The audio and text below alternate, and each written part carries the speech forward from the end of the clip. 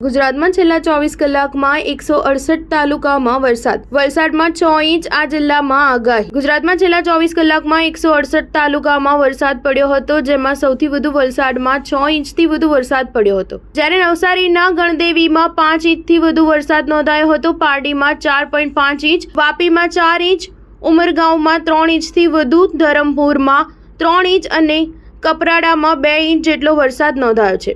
આ ઉપરાંત ચીખલી અને જલાલપોરમાં 4 ઇંચથી વધુ અને વાસંદામાં 1.5 ઇંચ કરતાં વધુ પડ્યો હતો. હવામાન વિભાગની આગાહી અનુસાર આજે ભરૂચ, સુરત, તાપી, નવસારી, ડાંગ અને વલસાડમાં ધોધમાર વરસાદ પડી શકે છે.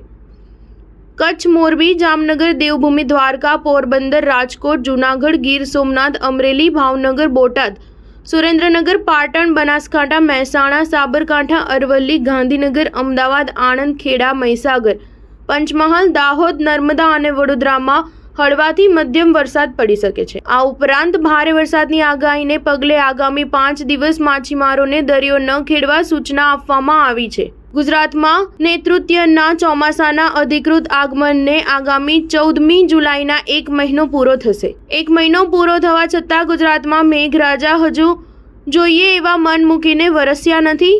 હજુ સુધી 9.15 ઇંચ સાથે સિઝનનો 26.32% વરસાદ વરસ્યો છે, જેની સરખામણીએ ગત વર્ષે 12મી જુલાઈ સુધી 21.34 ઇંચ સાથે સિઝનનો 48% વરસાદ વરસી ચૂક્યો હતો. હાલ રાજ્યના 18 જિલ્લા એવા છે જ્યાં વરસાદની 20%થી પણ વધુ ઘટ છે. સ્ટાર ન્યૂઝ 7 હંમેશા સચ્ચાઈની સાથે.